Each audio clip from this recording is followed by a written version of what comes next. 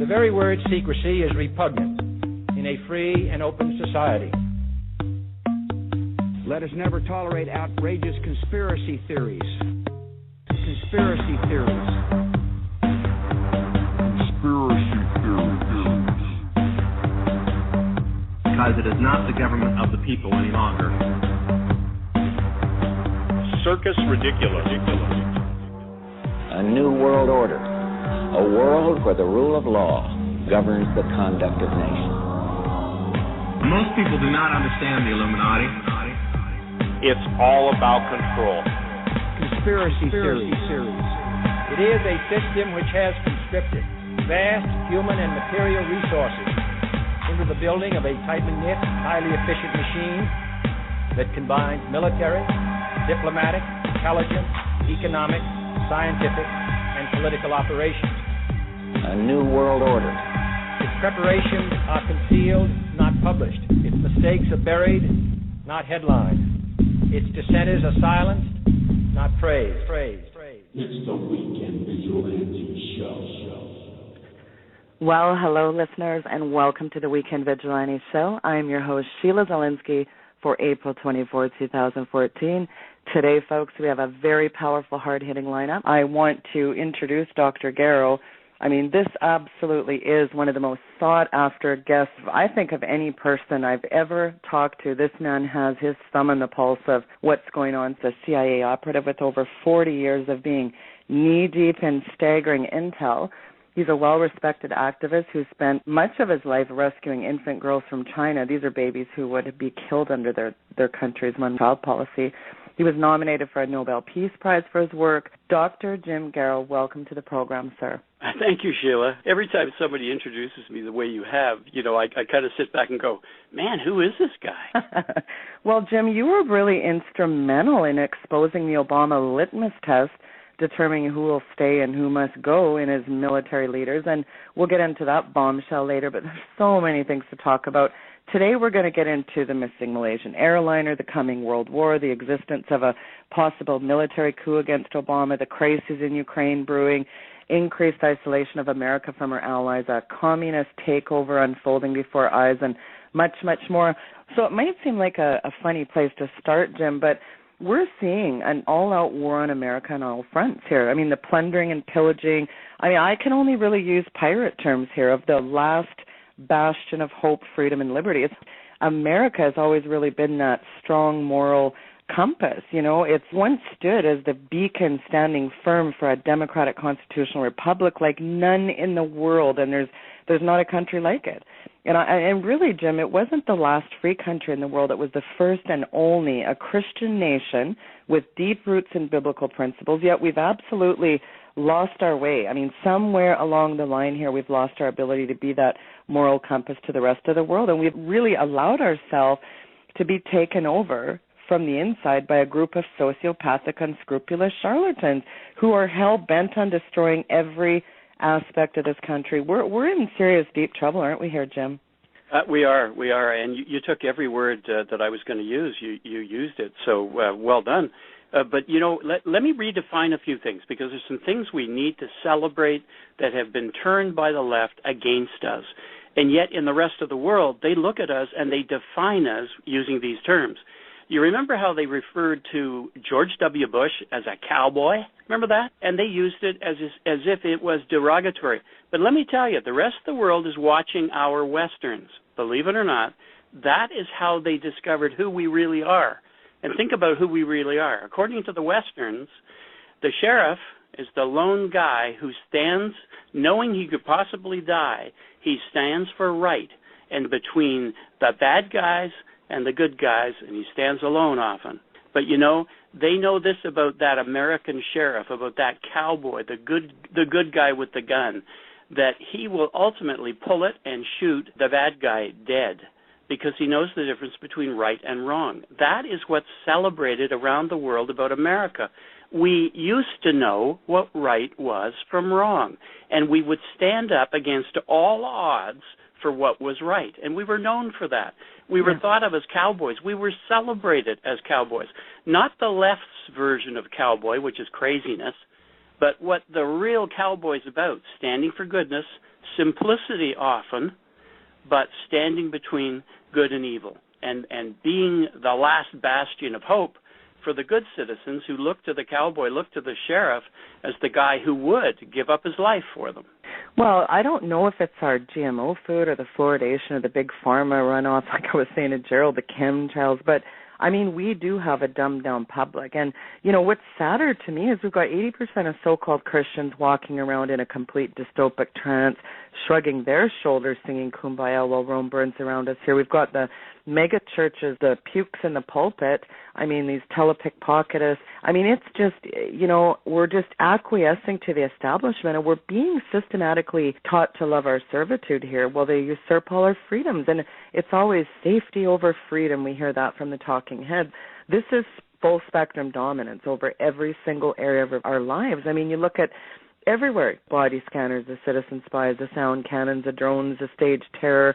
You know, there's a camera on every street corner. It's Big Brother meets draconian police state, and it's an extirpated constitution, but an all-out more fervent war on Christianity, because you're not allowed to say Jesus anymore, but it's fine if you want to praise Allah. I mean, this is just a complete soft kill calling, but I mean, it's only the beginning of the New World Order's hellish eugenics plan, isn't it, Jim? It is, absolutely. And, you know, we invited Satan and demons into our classrooms. We invited them to take over our children's education. Yeah, it's called Common Core. Once we did that, we invited everything under the sun that was evil in to deal with our children. And as a result, what has happened? We've lost our children. We are losing our children unless we take them out of the public school system, unless we take them out of the indoctrination centers to become Marxist. We are in danger of losing our children. Of course, Lenin and Stalin knew that. Give us the children, and within a generation, we'll have the nation. They knew that.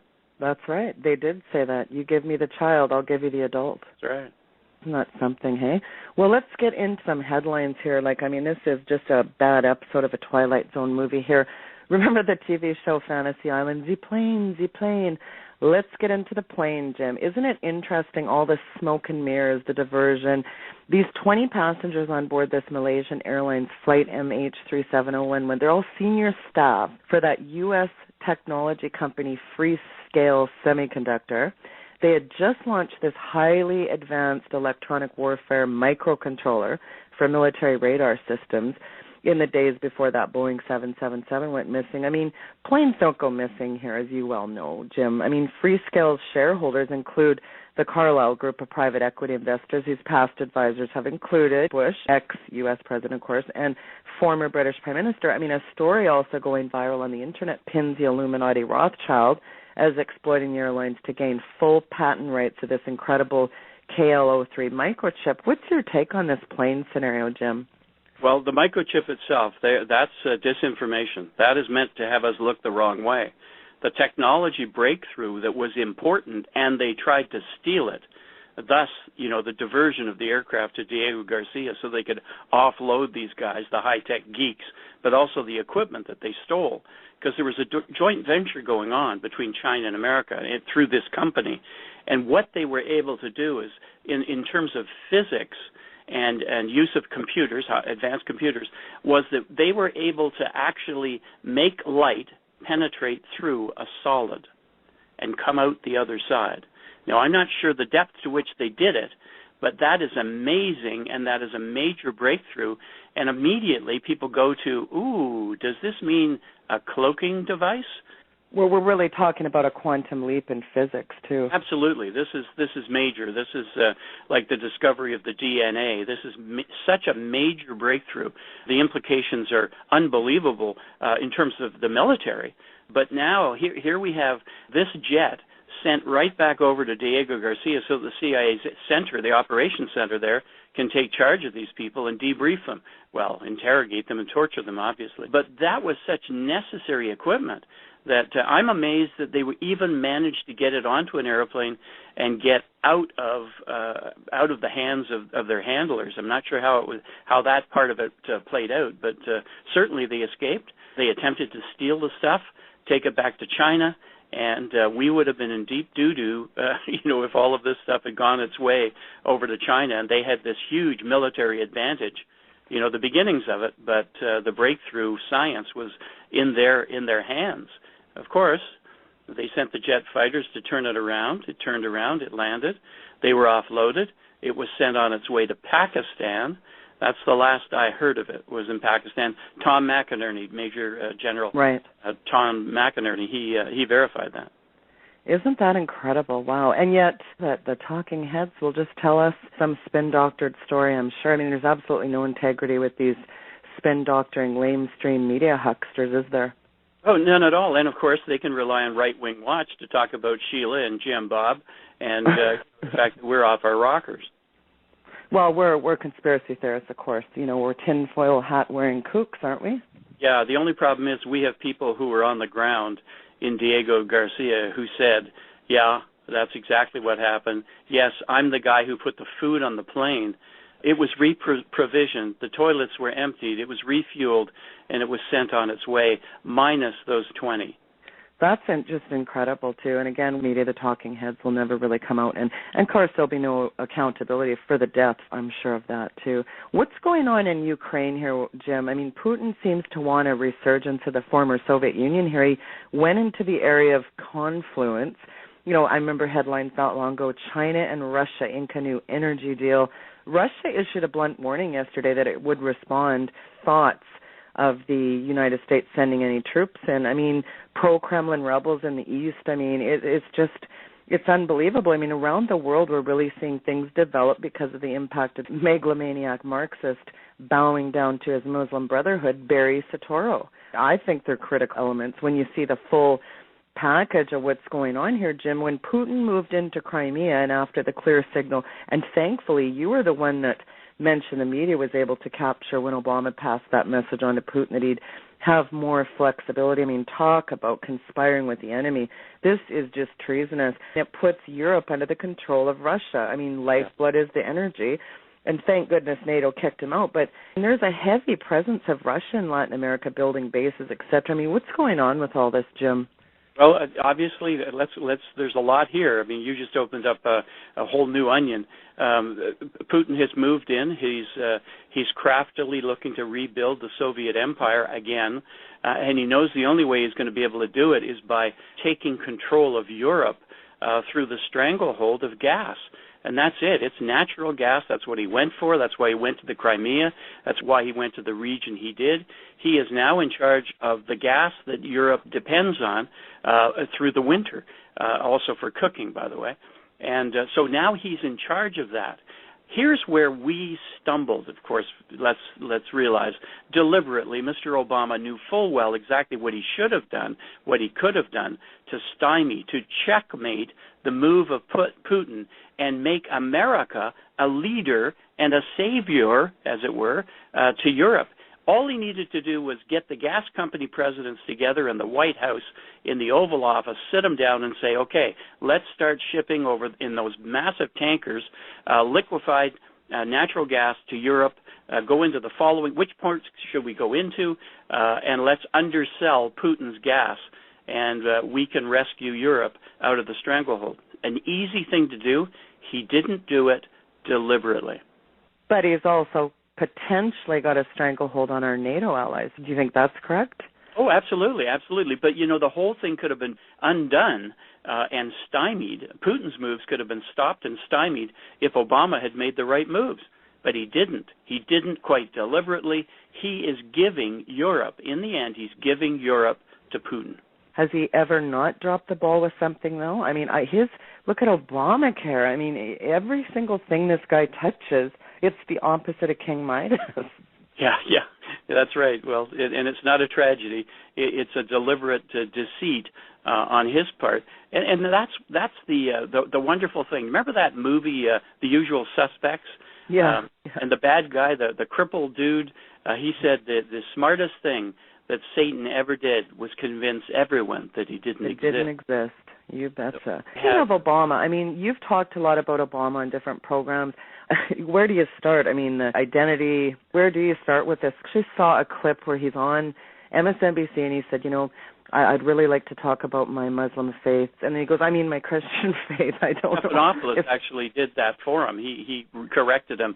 He used the deceptive term, my Christian faith, after he slipped and used the reality term. Yeah, exactly. It just never ends with unscrupulous charlatans that are spinning, whether it's him attending Columbia, whether it's, he's a forgery, a fraud. He was born in Kenya. This Marxist megalomaniac, this guy is a known communist. I mean, look at Frank Miles Davis. I want you to really get into, this with my audience here. Yeah. Well, obviously, you're right. He was born in Kenya. This whole thing was a deception to plant him. What has happened is that the Muslim forces behind oil, the Saudis, have funded this guy at every turn. So Columbia gives him a degree. Actually, Occidental, too, they benefited because he never passed properly out of his courses. He didn't have enough credits to get into Columbia, let alone, then succeed. Never went to any classes. Of course, you're talking to Wayne Allen Root. You ever talk to him, you'll find that, he was his classmate.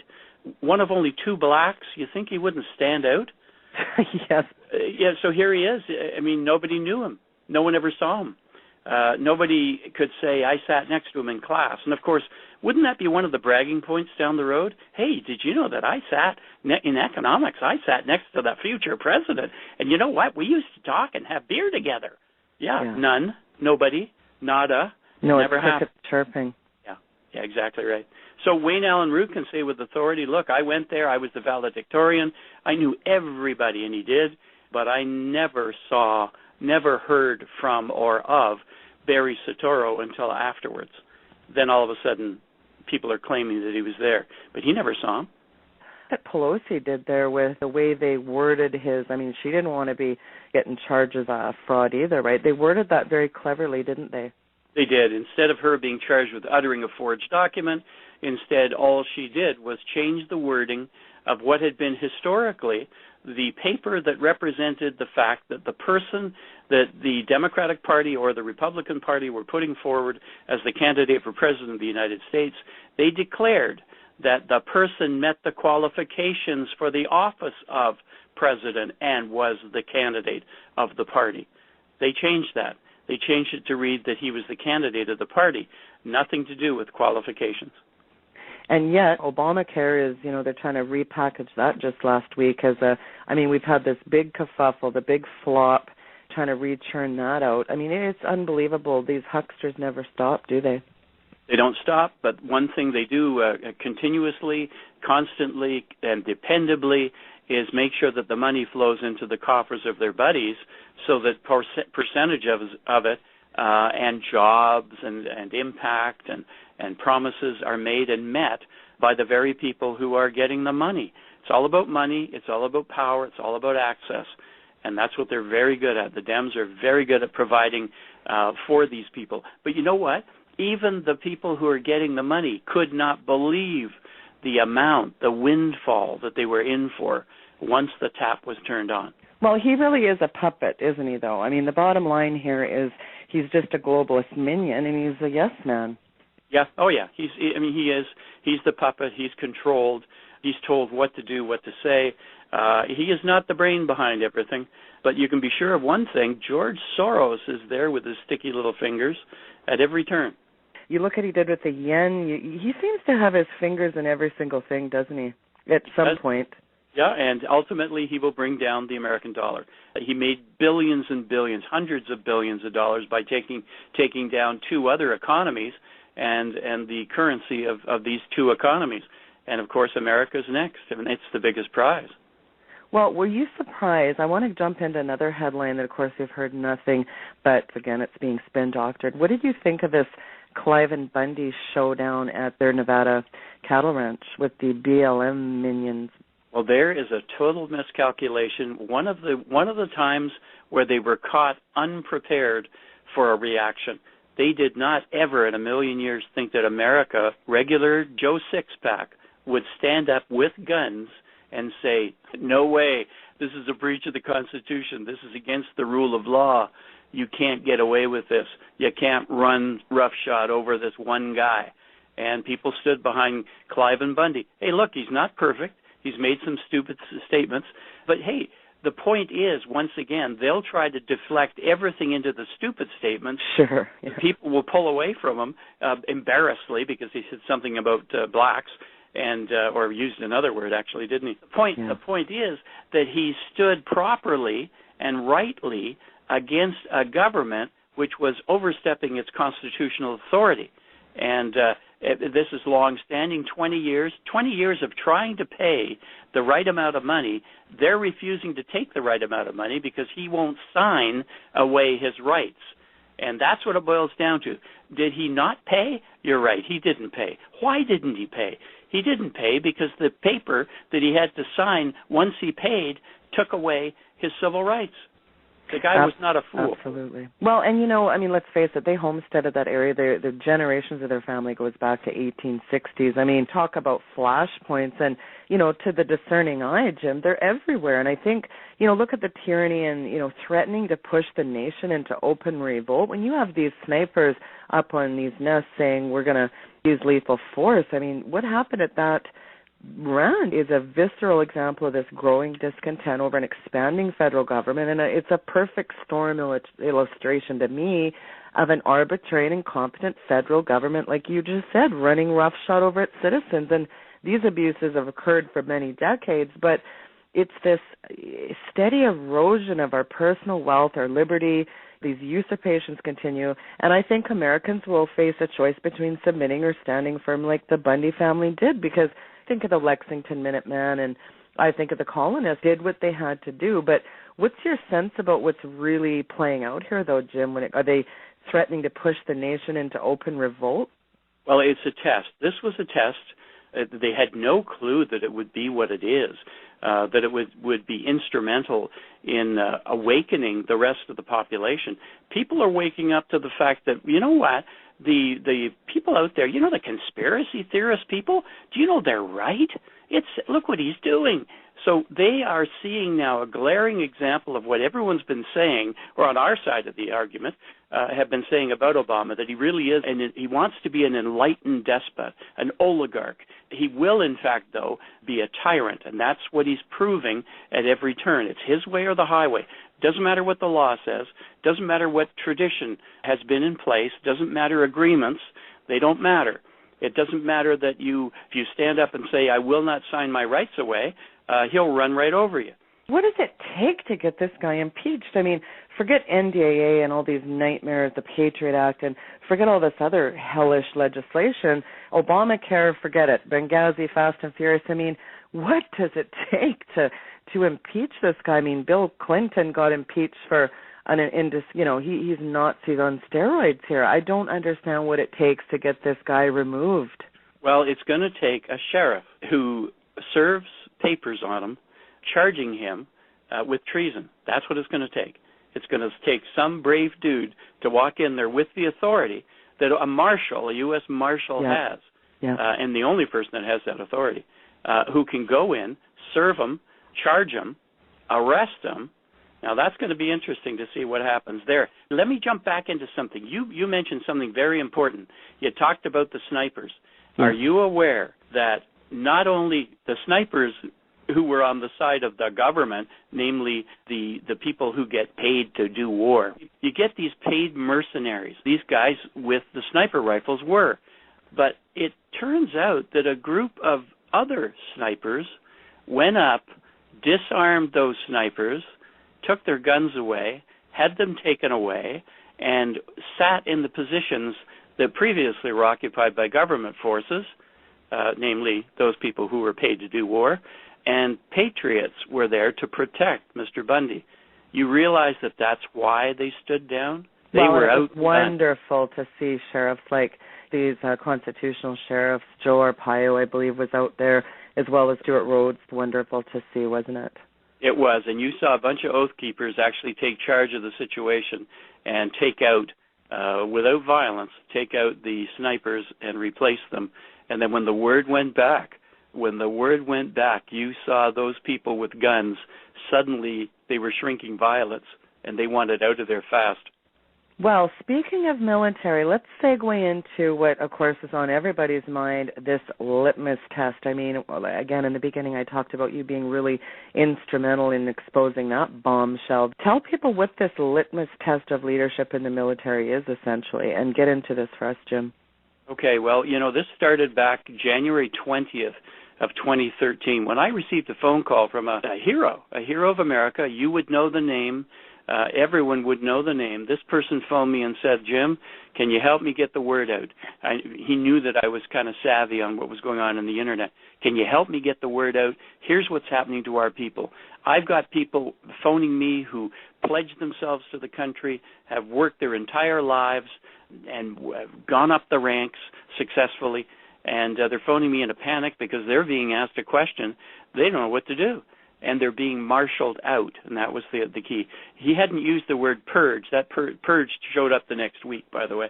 But they were being asked a litmus test. The litmus test basically was, if you were ordered to confiscate the arms of civilians, and the civilians refused, even talking about the Second Amendment right that they have to have and hold arms, and they refused this confiscation order. If you were ordered to fire on civilians, would you fire on them? That was the litmus test question. The people who said, yes, I would follow orders, they stayed. The people who said, no, that's against the Constitution and posse comitatus, that is not within our right or our purview. When you look at really the guts of posse comitatus, I mean, essentially you cannot, not only are you bound to the oath of, protecting enemies, domestic and foreign, but you cannot fire on American citizens. These people cannot. How are these guys getting away with this? And what kind of American, a red-blooded American, would turn around and fire on his own citizens, though, really, Jim? Well, that's what they're counting on. And remember Nazi Germany. That's exactly what happened. Very quickly, they called out the ranks. They purged the ranks of anyone who would not go along with the demands of the Nazi Party at the time. Yeah, that makes sense, because look at the Pentagon sweeping they did right after about that timeline. They got rid of how many high-ranking generals and admirals, etc.? Yeah, over 200 actually in the end.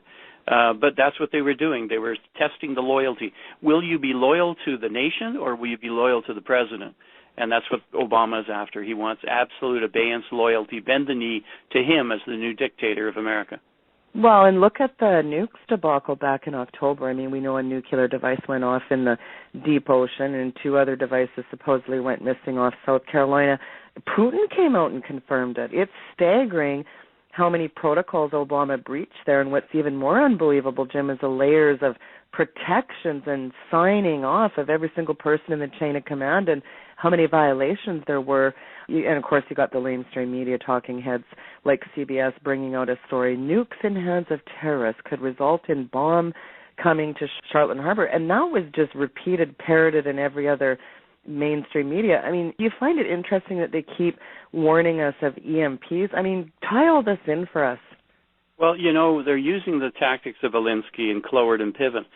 They overwhelm the systems. There's so many, like you say, there's so many incidents all across America, it's hard to keep track. But that's part of the overwhelming of the system. And if you hear enough people talking about EMPs, pretty soon you don't listen to it. EMP doesn't exist anymore. And, of course, this rescue, and this is really what it was a rescue of America. It was a protective maneuver on the part of 3 guys, 2 generals, 1 admiral, who said no to these orders that were absolutely a breach of protocol. Obama expected that nukes would be moved, holus bolus, just throw aside all the rudiments of protection and use them against the American people. And the timing, it was so obvious. October 7th and 8th.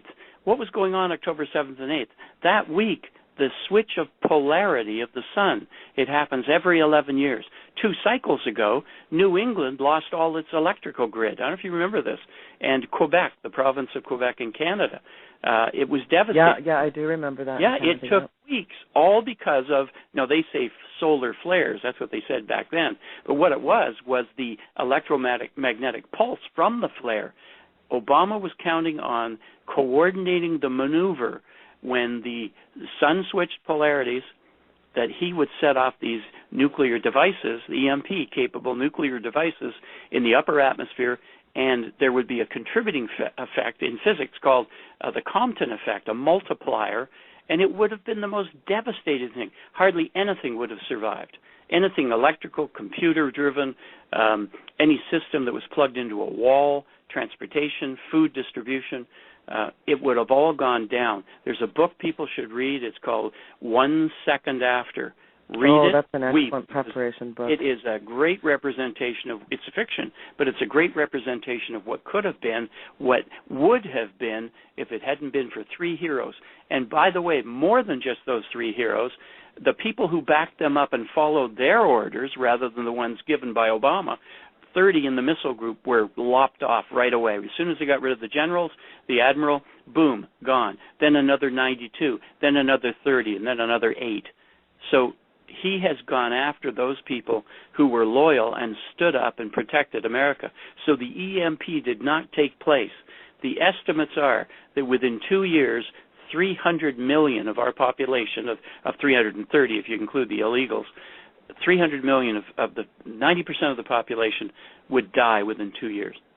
So these two generals and an admiral essentially said, no, we're not going to do this, and they stopped it. They did. The admiral had the one nuke flown off 560 miles southeast of Charleston, South Carolina, and detonated in the deep ocean. The other two nukes, well, those generals secreted them away, and they're still out there. In fact, they were referenced by Obama when he talked about being more frightened of a nuclear device going off in New York City than what Putin was up to. Remember that? Certainly a very clear signal. I guess the part of that really bothers me, we do keep hearing EMP. So what do you think the playbook is to follow now? We're talking about the litmus test. That's unbelievable in itself, but they're firing on citizens. Kind of connect the dots with this, and they're cleaning the Pentagon. And, I mean, look at all the other headlines and tie them in. Getting rid of a plane full of people, purging of every person here, getting rid of all these banksters. What is your take on that? There is a fly in this ointment, though. There's a clear indicator that things went awry. This Bundy Ranch thing, this is so much more than just about cattle. It's about the government control being stood down deliberately.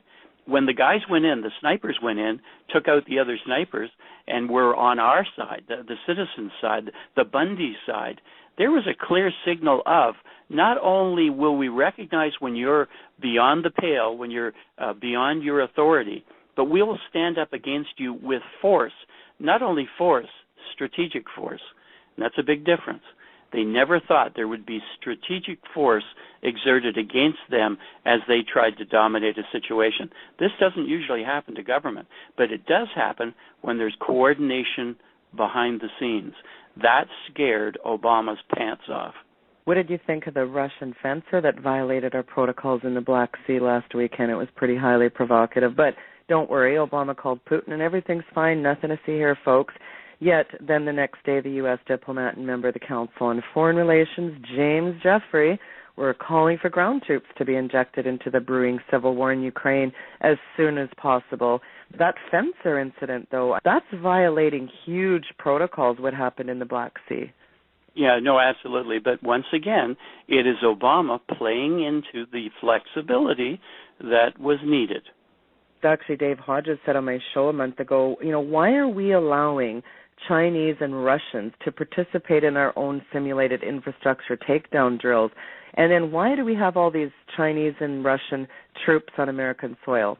Well, if they didn't take part in the drills, they wouldn't know our protocols. They wouldn't know what it was that we would do next. So, in fairness, he is just leveling the playing field. He's allowing them to see what we have.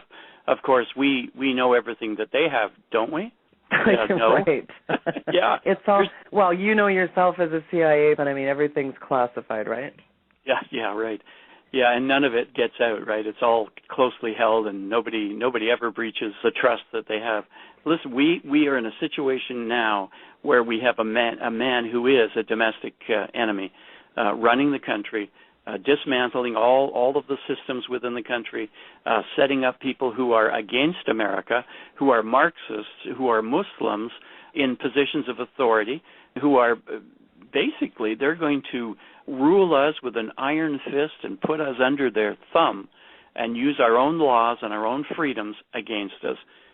Well, I mean, how does Congress willfully go along with all this?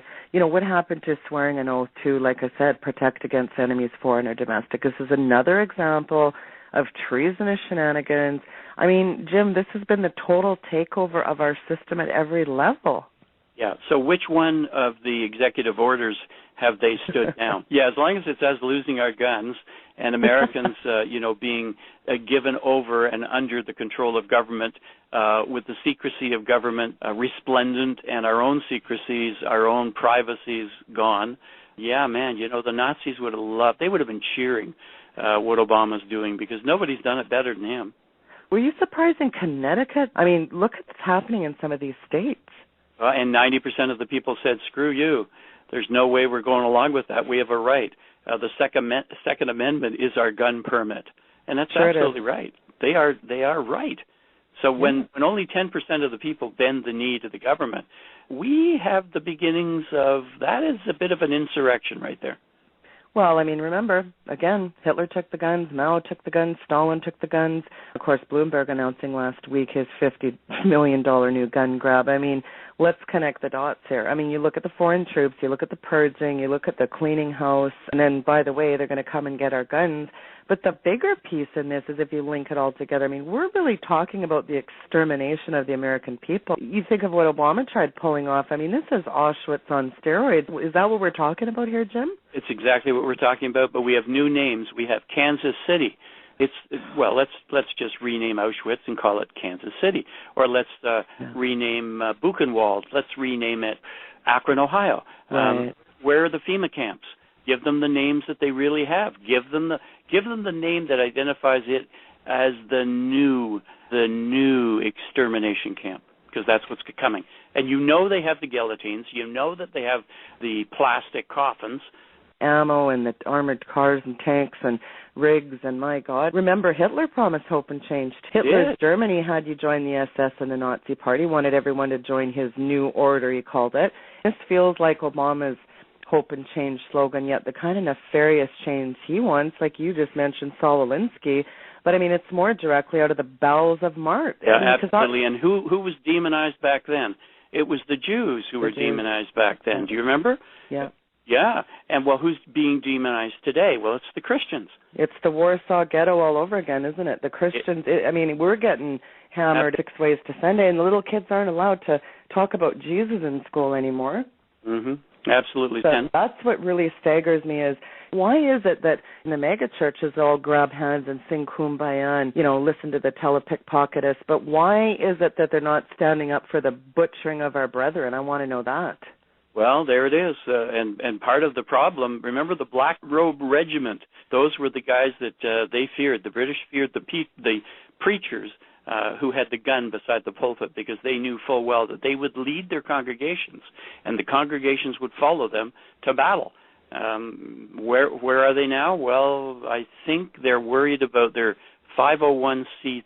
Well, that's basically, you take the regulation, you take the rules, and then they're just going to give us a churned out version of Romans 13 and this was amazing, Jim. Chuck Baldwin talked about this. I mean, he was rebuked to the depths of the damned, and those were the nice ones that he got when he actually had a story on subjugation to if they come for your doors. And there was actually Christian pastors saying ridiculous statements recently to Chuck Baldwin saying, if the army marched in and they raped my wife on a table, well, in Romans says I couldn't do anything. I mean, it was absolutely, it was just the most absolute, I couldn't believe it. That's actually a blog on Chuck Baldwin's site. When you've got this kind of stuff happening, I mean, what's next here, Jim, really? I mean, look at the headlines. Look at everything that's happening. It's just acceleration all over the place. It is. And, of course, it's the doing away with the rule of law. And, of course, Americans' rule of law is based in Scripture. It is based in obedience to the God of the Bible. And that's how the Founding Fathers, their debates were all about, how does this fit with Scripture? How does our Declaration of Independence, look at the language in it, look at the wording in it. It references the God of the Bible. It's all about who we are as people. as servants of the great God of Abraham, Isaac, and Jacob. And that's what the references are about.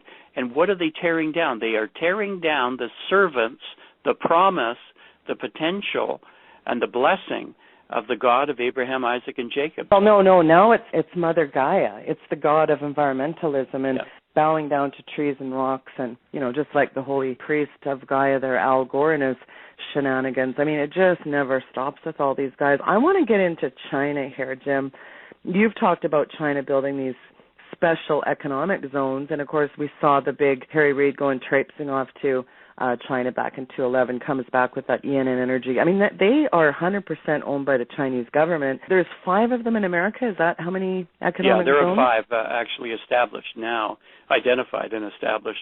China's really collecting their debt here. So essentially these agreements say, Jim, if the U.S. defaults, China can go boots on the ground and claim the natural resources. I mean, they've already got them in South America and Africa.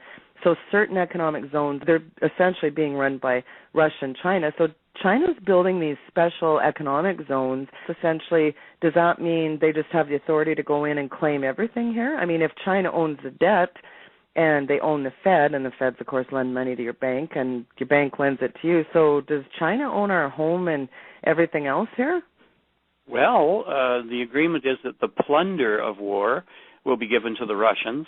The natural resources on federal lands have been promised to the Chinese in payment of the debt.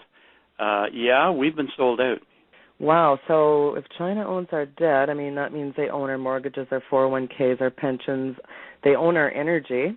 I mean, that could be forcing starvation, compliance, complete subjugation here, wouldn't it? Mm-hmm. By the way, I hear you have a coin collection. Breaking down your door coin collection because it has value, and they want that after all. It'll help towards settling the debt. Look at the looming economic crisis here. I mean, Janet Yellen, I was just talking with Gerald Celente. I mean, she is Bernanke 2.0 in a skirt. They just keep churning out the federal dollars. It just never ends with these guys. And somebody recently said that America has their own printing press. I mean, what do you think of this economic collapse here? Well, again, if you're going to take down the nation, you have to take down the economy. You have to, and here's the other side of it. You have promised, America, or Obama has promised China that they will be the new reserve currency. America, of course, there's nothing standing behind and supporting the American dollar. It's nothing but air. But the Chinese, of course, they can say, hey, we've got the natural resources of America as surety for the debt and against the evaluation of the dollar depleting its value and adding strength to the Chinese yuan. The agreement that's coming up, and this is where Putin and Merkel and Xi Jinping and Obama and Cameron of Britain, they got together and agreed that there would be a devaluation of the American dollar so that it would come against the Chinese yuan at par. That means currently it's 1 to 6. An American dollar is worth 6 Chinese yuan or renminbi. They're devaluing our dollar down to the point where it is worth what today 1/6 of what it is. Well, the Bank of China has advanced plans to convert China holdings of their U.S. debt into equity. So they're really playing their debt card here with the U.S. land, assets, resources. So by all account, it really appears China is intending for the yuan to ease out the dollar as a primary reserve currency of the planet, wouldn't you say? Absolutely. Just said it. Yep. Well, so China, they already account for more global trade than the United States does. So, and plus they own about $1 trillion of our debt. So I guess if they announced that they were backing the UN with gold, that would pretty much... Oops. We're done. Like I said to Gerald, though, Russia's given us the finger, and they're telling us we're not gonna play with the dollar anymore. And you look at Gazprom; they just said that their biggest state-run oil producer, they just said they're going to be trading in euros. So if China and India and Brazil and Russia all go along with this scheme, you'll pretty much have removed a lot of the international payment system from dependency on our dollar, producing a run on it, and that's pretty much the death of our dollar. And the big dog just got kicked off the porch as the superpower, didn't it, Jim? Amen. And when you go to Best Buy next week, guess what? Remember that television you liked and you thought, hey, I got to have that 70-inch and it's plasma and I can get it for $999? Well, next week you go in, it is $5,700. Russia just dropped a bombshell a couple weeks ago, and it was, the ruble. That's pretty interesting, hey? Local currency of its own trading partners. That's out of the voice of Russia, too. And then you look at Goldman Sachs, they're trying to lowball the price of gold. I mean, the plethora of lies, the lawlessness, the vilification of the citizens, the encroachment, the gradualism, it is just a totalitarian takeover, isn't it? It is absolute takeover by the totalitarians. The New World Order is just marching across America and taking over every single sector of the economy and every government office. They've got their minions in there. The door was thrown wide open by Mr. Obama, and he stuck the knife in the back of every American. Well, I mean, if Russia decides to use its vast gold reserves to back the ruble, the ramifications for our economy would be huge. I guess we've had the luxury of being the reserve currency for far too long. You look at the petrodollar scheme, you look at what happened in Saudi Arabia. I mean, it was just an unlimited credit card the U.S. had for a long time, pumping money into the Fed. I think back to the scourge that is that in 1914. It's just unbelievable what we've allowed to happen, though, because haven't we really just allowed this, Jim? We have, but you got to remember something here. This whole reserve currency thing, this World Economic Union, which is an agreement between everyone on how trade will take place, it is based on trust.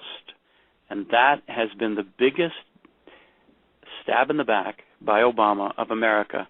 He has stripped away the trust of every nation in America. And that's the trust economically, the trust in terms of defense capabilities, the trust in terms of honesty in dealing. Can you depend on America anymore? The answer is no, you cannot.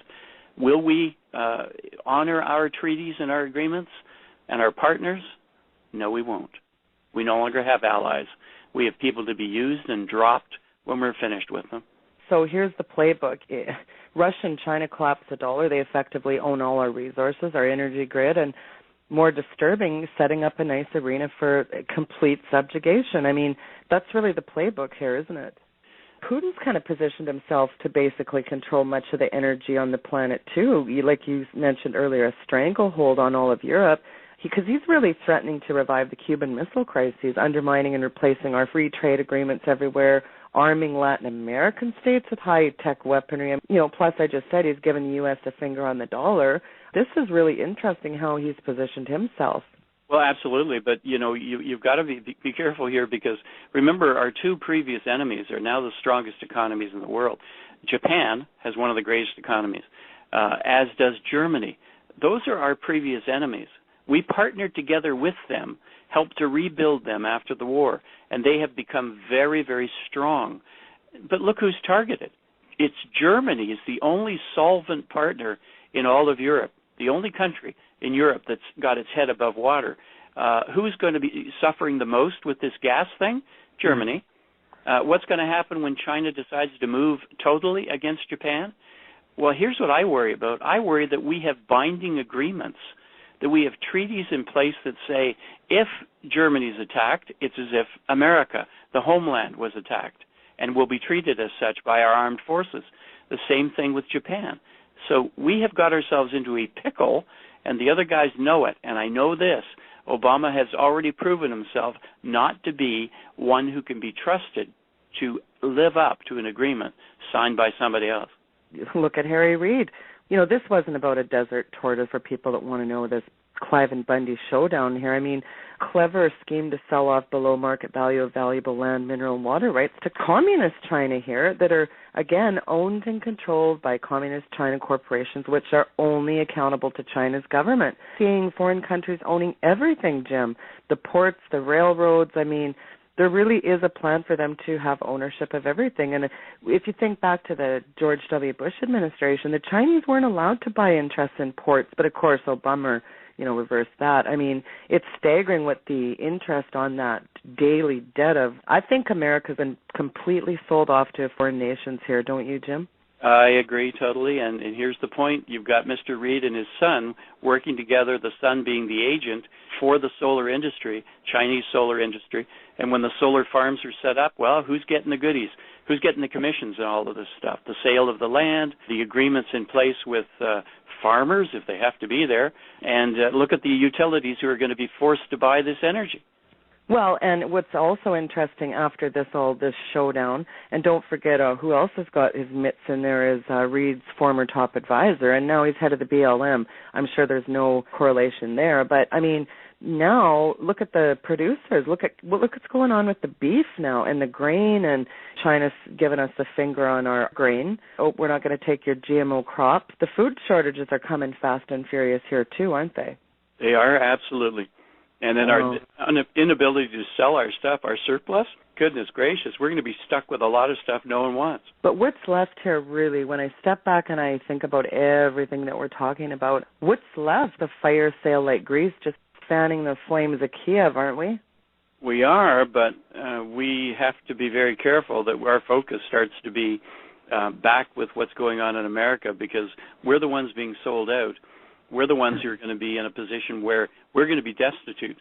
We will not be able to afford to feed our own people. That's where it's going. When that happens, what will the government do? It will say, we will save you. Here, move into these camps. We'll feed you. They're education camps, though. Got it. And we'll take care of your children's schools. Schools will be going on. You'll have jobs while you're there. In fact, you'll do minor duties, but we'll replace your salary with monopoly money, also known as the American dollar. Aren't we using monopoly money now? Yeah, we are. Yeah, exactly right. Do you think that when you really tie this all together, though, I mean, I guess this is really Bill Gates and Ted Turner and Prince Philip's dream come true here. I mean, eugenics is really at the heart of this, isn't it? In the end, it will need to happen. The Agenda 21 of the United Nations states very clearly that the population is too large and must be culled back by about 90%. So 90% of America, well, goodness gracious, isn't that exactly the number that could have died within 2 years had the EMP of Obama worked? It is exactly the same number. Isn't that a coincidence? That's a total coincidence, I'm sure. Well, don't you find it staggering, though, when you think about 6 billion people they want to get rid of here? Yeah, it is, and it's all based on lies. Al Gore and his lies. The notion of sustainability, that the only way we can make sure that we have sustainability for the whole planet is to cull the planet. So elites always will be the ones who rise to the surface, manage to, do quite well, thank you very much, live in the mansions, and when everyone dies, all the goodies are still sitting there. Your houses are there, your cars are there, anything that's in your houses, all of the things that you poured your life into are going to be left for who? Well, some guy, some weasel who finked you out and sent you to the FEMA camp and deserved nothing in life, didn't get anything in life, but was able to rise to the top because he, party-lined it. But what's the answer here, Jim? Because, I mean, do people really understand the lateness of the hour and really what's coming here? Because this is coming fast and furious. I mean, I've never seen just an acceleration. You got these proxy operations around the globe, manipulation of data sets. The power brokers want a war here. We are we're minutes away from the first slaughter. When the first slaughter takes place, whatever does it, whatever sets it off, whatever the trigger is, the triggering event, take note, because that's when you need to make sure that you're well provisioned, that you've got everything ready to take care of your family for a year. You're going to need your weapons. Never give up your weapons. Buy as many as you can and get lots of ammo, because we're going to be in for the long haul, and the government is not going to be our friend. And I'm not going to a FEMA camp. Are you? Nope, I think I'll take that guillotine. Wow, Glenn Beck is absolutely, he's causing a bit of a fury in the hearts and minds of America right now. I don't know exactly what he's doing, but he's really calling out Cliven Bundy as a coward. And yet, people are hailing Rancher as a hero. I mean, what is your take on what Glenn Beck's doing? Glenn Beck is marching to the drummer of those people in the Mormon church who have told him to put Cliven Bundy in his place. Remember, these people are Mormons. You realize that. Glenn Beck is a Mormon. Cliven Bundy is a Mormon. Mitt Romney's a Mormon. Harry Reid, I can't believe it, he's a Mormon. Well, Cliven Bundy didn't dance to the tune of Harry Reid, and Harry Reid is well connected with the leadership of the Mormon Church. And Cliven Bundy has been in their way, and he's standing in their way. And, of course, Glenn Beck is one of them. And when the leadership of the Mormon Church says to Glenn Beck, tear down this guy's house, he's going after Cliven Bundy everywhere he can. Well, unfairly, but keep in mind, Cliven Bundy stands for independence, the spirit of America, that freedom and liberty-minded person, the little engine that could, he's it. And he's not clean. He's not 100% pure. He said some pretty stupid things. But you want to know something? He stood up against government when he should have and when he could have. And he had the gumption. I was going to use another term.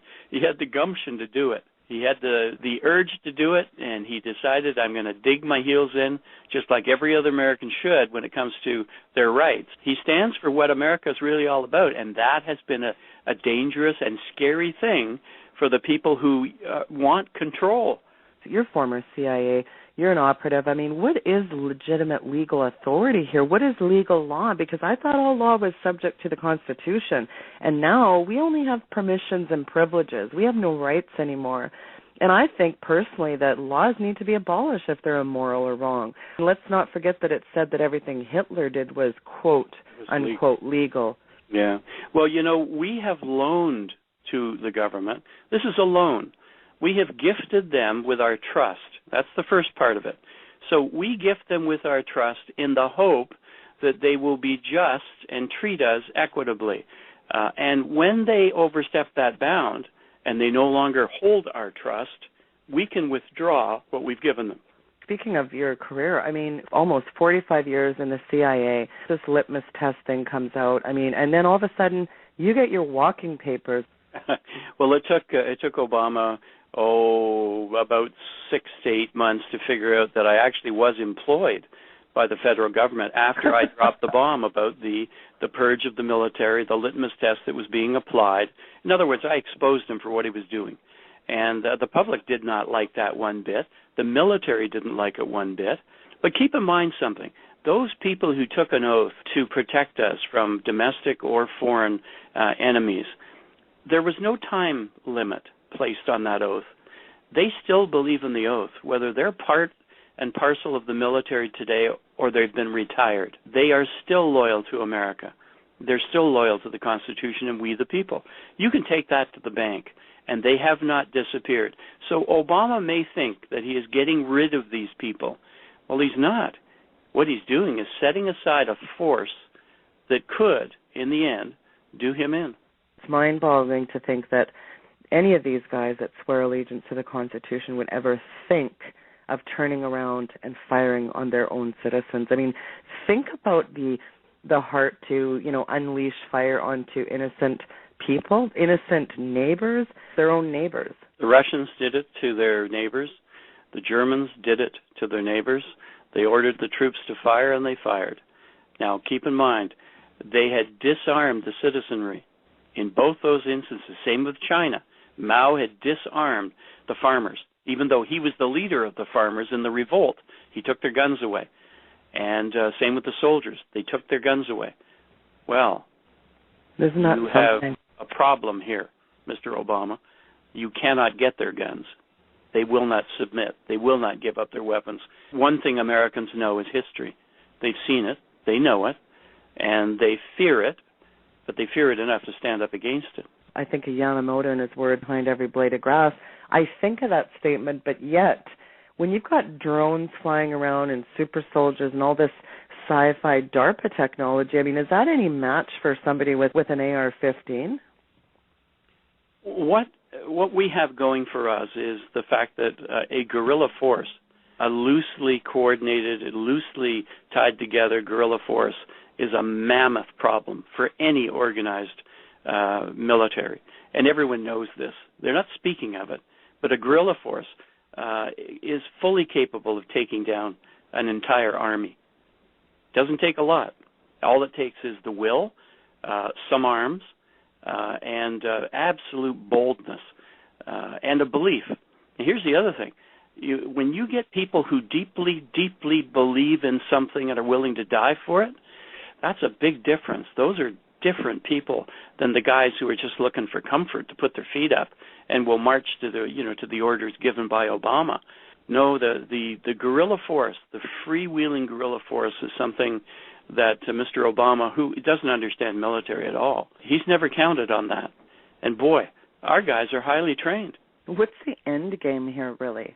Well, if he's pushing for an armed revolt on the part of the people, he will use that excuse to crush the people. You know that. And you know that the camps are being prepared for that. But there, again, I'm going to go back to that triggering event. What will be that triggering event? Either in the direction of martial law or in the direction of doing in Mr. Obama and the leadership. It is possible. It is possible that there could be just that kind of a coup, if you want to call it that.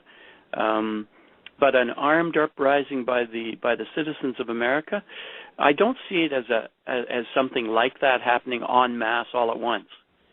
But once it gets some momentum behind it, and once atrocities start to take place and communication is still available to the people, which is possible, then you'll see people coalescing together with intent and purpose and planning and strategy, and they don't have enough in their armed forces and their DHS group and their Bureau of Land Management troops and the little Gestapo troops of the elite that work with him, with Obama himself. They don't have enough people. Right. Well, what's made America the greatest and freest country in the world is that its forebears were deeply concerned with liberties, freedoms, and family and property rights and religious rights and, the very rights that were purchased with the blood of brave patriots. I mean, how do people not get what's happening, though? I mean, they're rapidly being extirpated faster than Chris Christie can chow down a Big Mac here. And the U.S. is now the standard of tyranny worldwide. I mean, how did that happen? Well, it happened when we allowed a communist to come in, a guy who's an autocrat and authoritarian. He's praised China and how China does things at every turn.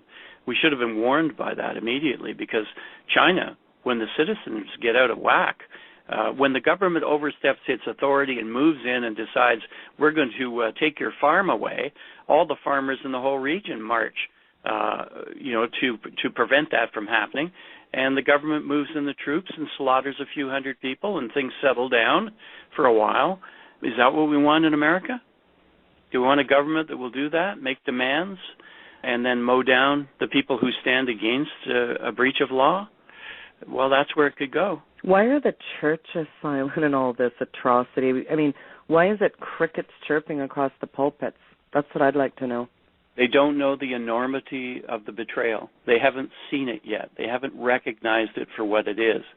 They're busy thinking about the last days. They're thinking about Jesus coming back. But they're all getting raptured out of here, right? Wink, wink. Yeah, but they're forgetting about the tribulation. They're forgetting about the troubles that are coming. And these troubles are going to be at their doorstep. I mean, all they're these going to pre-tribulation folks. Yeah, but they're going to be some of the ones that are going to end up, these pastors are going to be the ones who are recognized as authority figures. They're going to be the ones taken out and shot in the square. Well, never have we saw so much deception right in the pulpit. I mean, it's absolutely just mind-numbing what's going on in these mega churches. There's never any talk about repentance. There's never any talk about anything, because we want a nice little dumbed-down message on nothing about anything. Give me a 5-point presentation on become like me. I mean, take a traipse through the Christian bookstores nowadays, Jim, and everything's 5 steps to a better you, and how to become like Joel Osteen, and it's just nauseating. Yeah, and the prosperity gospel, and of course we're heading very quickly where any prosperity you have is a gift, not from God, from government. Well, you just blab it and grab it and name it and claim it, and you can buy your jets like Kenneth Copeland and all the mega church guys, the Rick Warrens. And by the way, Rick Warren is now coming out with Chrislam. Isn't that a beauty? Let's just merge Islam with Christianity. Isn't that just disgusting? It is disgusting, but you know what? He helped to elect Obama. What does that tell you? But he's palsy-walsy with Obama. Mm-hmm. Yeah. Well, he'll pay the price, as we all will when we meet our Maker. He will meet his Maker. and face the horror of what he's done. I don't think those guys are going to like where they're going, old Bathhouse Barry and the gang of hucksters. Bathhouse Barry, yeah, you got it. We are now ruled by those people who, in just a few decades ago, were known as the perverse.